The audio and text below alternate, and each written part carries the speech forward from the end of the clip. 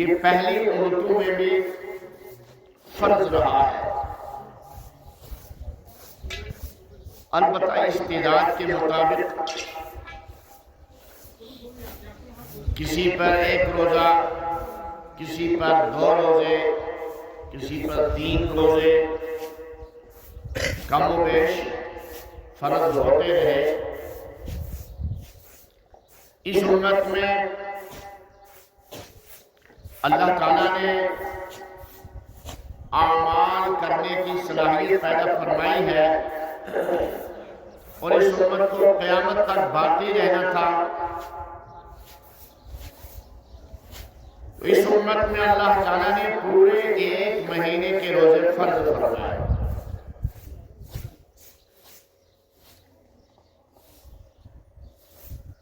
اور روزے میں کھانے پینے کی پابندی،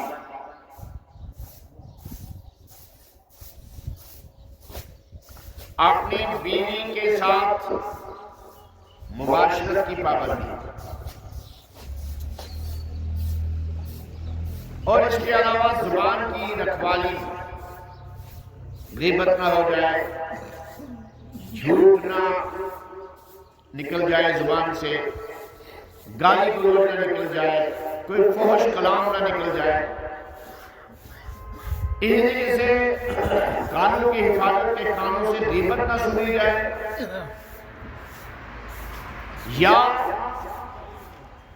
کوئی گانے بجانے کا عمل نہ دہرایا جائے، جھوٹ نہ سنا جائے۔ اس طریقے سے آنکھ کی بھی حفاظت، آنکھ کا بھی روزہ کہ آنکھ سے کوئی گناہ کا کام نہ دیکھا جائے، کیا جائے، غیر محرم کو نہ دیکھا جائے۔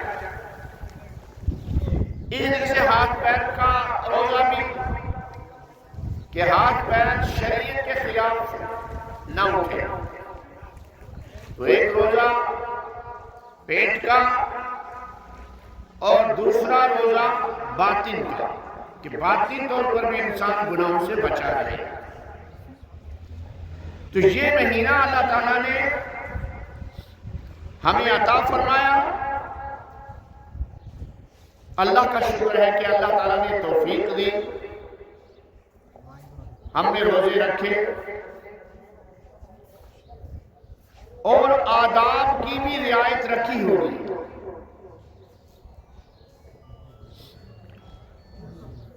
جب اللہ تعالیٰ نے 1 مہینہ پابند بنا دیا اور فرمایا کہ صرف رات ہی کے ٹائم میں افطار بھی کرنا ہے، رات ہی کے ٹائم میں سحری بھی کھانی ہے، اور صبح صادق سے کھانے پینے کا سسٹم بند کرنا ہے افطار تک، مغرب تک۔ تو اللہ کے بندوں نے اس حکم کو پورا کیا۔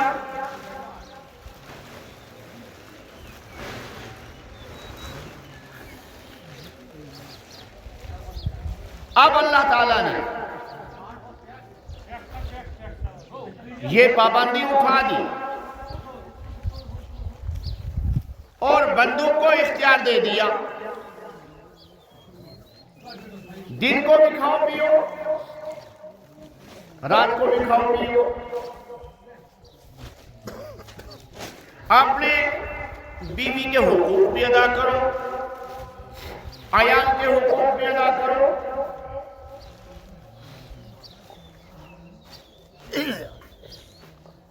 فرمایا کہ 1 شوال المکرم سے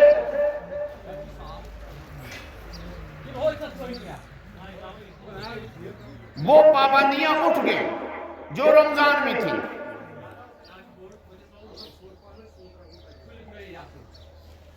جب یہ پابندی اٹھ گئی تو 1 شوال یعنی آج کی تاریخ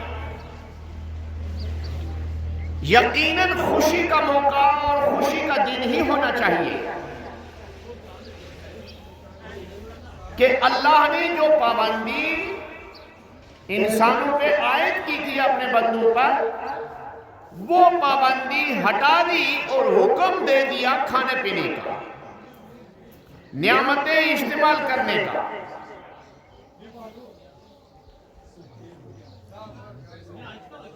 اسی لیے اس کو کہا جاتا ہے عید الفطر، افطار کرنے کی خوشی۔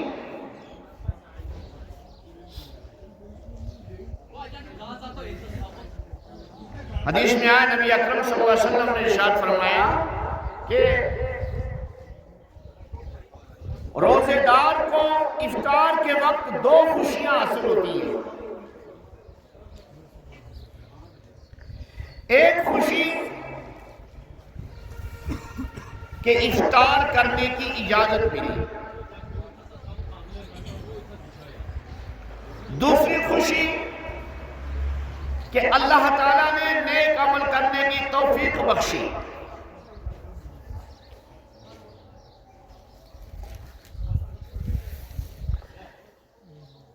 اصل میں یہ رمضان المبارک، اس کے بعد عید الفطر کا آنا، یہ واضح کرتا ہے کہ مسلمان کا کام ہے اللہ کے حکم کو تسلیم کرنا۔ اللہ نے فرمایا کہ 1 مہینے دن میں کھانے پینے سے اجتناب کرنا، تو رک گئے، اللہ کا حکم تسلیم کر لیا۔ اب اللہ نے فرمایا کہ آج کے دن تمہیں روزہ نہیں رکھنا ہے، آج کے دن تمہیں کھانا پینا ہے۔ تو بندوں نے کھانا پینے کے لیے اپنے آپ کو تیار کر لیا، افطار کر لیا۔ تو گویا کہ بندہ کس کے حکم کا پابند بنا؟ اللہ کے حکم کا۔ اور یہ صورتحال زندگی کے ہر معاملے میں ہو، ہر معاملے میں انسان اللہ کے حکم کا پابند رہے، اللہ کے رسول صلی اللہ تعالی علیہ وسلم کے حکم کا پابند رہے۔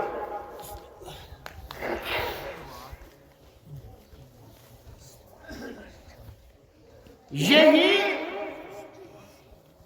فلسفہ ہے رمضان المبارک کا اور عید الفطر کا۔ نبی اکرم صلی اللہ علیہ وسلم جب ہجرت کر کے مدینہ طیبہ تشریف لے گئے تو مدینہ طیبہ کے اندر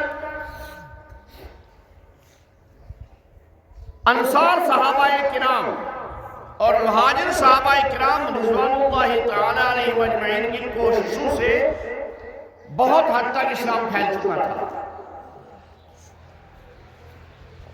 آپ صلی اللہ علیہ وسلم کو مدینہ طیبہ میں جب تشریف لے گئے تو آپ نے وہاں دیکھا کہ پوری قوم 2 دن کے لیے باہر میدان میں جمع ہو کر خوشیاں مناتی ہے، میلے کرتی ہے۔ آپ نے فرمایا کہ یہ کیا چیز ہے؟ تو قوم نے کہا کہ یہ ہماری خوشی کا دن ہے۔ ہر مذہب کے اندر خوشی کے تہوار منائے جاتے ہیں۔ عیسائیوں کے ہاں بھی خوشی کا دن ہے، یہودیوں کے ہاں بھی خوشی کا دن ہے، ہندوؤں کے ہاں بھی خوشی کا دن ہے، بدھسٹوں کے اندر بھی خوشی کا دن ہے، مسلمانوں کو بھی خوشی کا دن دیا۔ آپ صلی اللہ علیہ وسلم نے فرمایا کہ آج کے بعد یہ غیر شرعی میلے ٹھیلے نہیں کرنے ہیں، بلکہ آج کے بعد 2 خوشیاں اس امت کو دی گئی ہیں۔ 2 موقع پر امت خوشی منائے گی، اجتماعی طور پر خوشی منائے گی۔ نوجوان بھی، بزرگ بھی، بچے بھی، مرد خواتین سارے خوشیاں منائیں گے اپنے اپنے اعتبار سے۔ فرمایا ایک خوشی ہے جب بندہ رمضان المبارک کے روزے آداب کے ساتھ رکھ لے گا تو یکم شوال کو اللہ تعالیٰ کی طرف سے حکم آیا کہ اب کھاؤ، تو یہ واقعی خوشی کا دن ہے، یہ مسلمان کے لیے خوشی ہے۔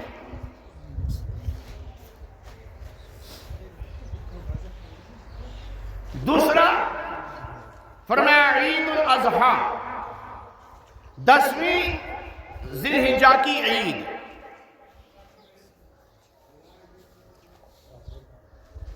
عید الفطر بھی 29 یا 30 دن کے روزوں اور اہم ترین عبادت کے بعد عطا کی گئی، اور عید الاضحیٰ بھی 2 بہت بڑی عبادتوں کے بعد خوشی کرنے کا موقع دیا گیا۔ ایک حج کی عبادت، اہم ترین عبادت، اور دوسری قربانی کا عمل۔ سیدنا ابراہیم خلیل اللہ علیہ السلام نے خواب میں اشارہ پا کر اپنے فرزند سیدنا اسماعیل ذبیح اللہ علیہ السلام کی قربانی کے لیے تیار ہوئے، اور اپنے فرزند کو زمین پر لٹا کر چھری چلا رہے ہیں۔ یہ بہت بڑی عبادت تھی، حج بھی اور قربانی بھی۔ تو اس کے بعد فرمایا اب خوشی کرو۔ اس سے یہ معلوم ہوا کہ مسلمان کو خوشی عمل کرنے کے بعد ہونی چاہیے۔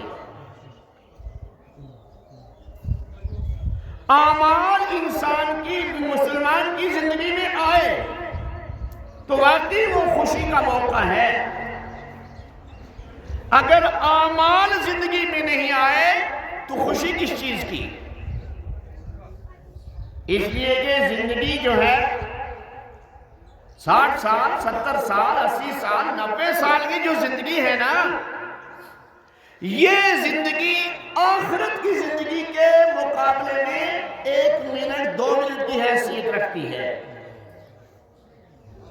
آخرت کی زندگی طویل ہے، تو یہاں اعمال کے بغیر اور ایمان کے بغیر بندہ رہا تو یہاں کائے کی خوشی؟ یہاں کیا خوشی ہوگی؟ 2 منٹ میں کیا خوشی کرے گا؟ اعمال کرے گا، شریعت کے مطابق زندگی گزارے گا، عبادات شریعت کے مطابق انجام دے گا، تو اس کا لازمی نتیجہ یہ نکلے گا کہ اس کو اللہ کی رضا حاصل ہوئی، اور اللہ کی رضا کے عوض میں اس کو خوشی نصیب ہوئی۔ ٹھیک؟ تو آپ نے اہل مدینہ سے فرمایا کہ آج کے بعد تمہیں 2 عیدیں ہوں گی، ایک عید الفطر ہوگی اور دوسری عید الاضحیٰ ہوگی، اور یہ دونوں عیدیں جو ہیں یہ عبادت کے بعد عطا کی جا رہی ہیں۔ عید کے ایک معنی تو خوشی کے ہیں، خوشی۔ دوسرے معنی ہے وہ دن جو زندگی میں بار بار لوٹ کر آئے گا۔ چنانچہ عید سال میں 2 مرتبہ آتی ہے۔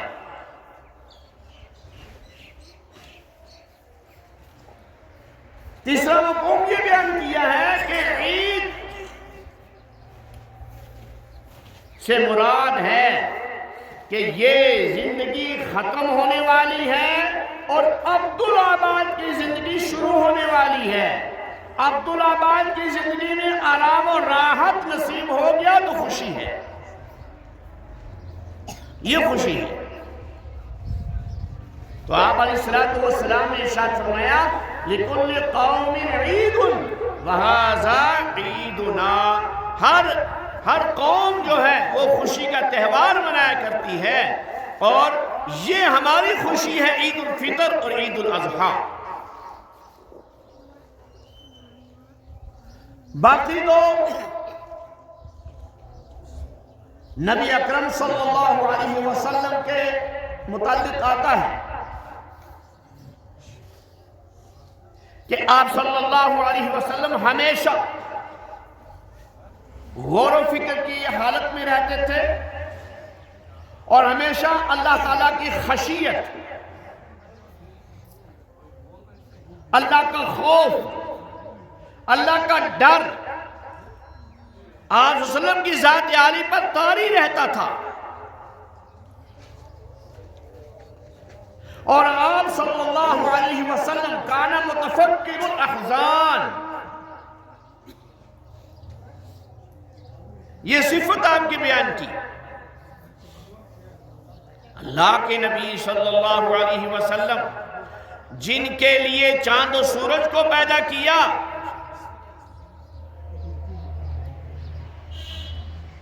چاند کی طرف اشارہ فرمایا، ٹکڑے ٹکڑے ہو گیا، سورج غروب ہونے جا رہا تھا، حضرت علی المرتضیٰ رضی اللہ تعالیٰ عنہ کی عصر کی نماز رہ گئی تھی، تو سورج کی طرف دست مبارک سے اشارہ فرمایا، وہ پیچھے آیا، عصر کی نماز ادا ہوئی، پھر غروب ہوا۔ اتنے بڑے نبی صلی اللہ علیہ وسلم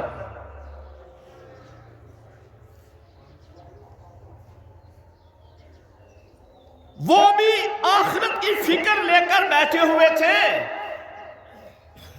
ان کو بھی غم تھا آخرت کا، اور انہوں نے بھی اپنی صاحبزادی سیدہ فاطمہ الزہرا رضی اللہ تعالی عنہا سے فرمایا کہ فاطمہ، قبر کے اندر داخل ہونا ہے، وہاں تمہارا اعزاز نبی کی بیٹی کی حیثیت سے نہیں کیا جائے گا، نہ وہاں جو عام انسانوں کے ساتھ معاملہ ہوتا ہے وہ سوالات تم سے بھی کیے جائیں گے، اس لیے آخرت کی تیاری کر کے رکھو، آخرت کے لیے تیار رہو۔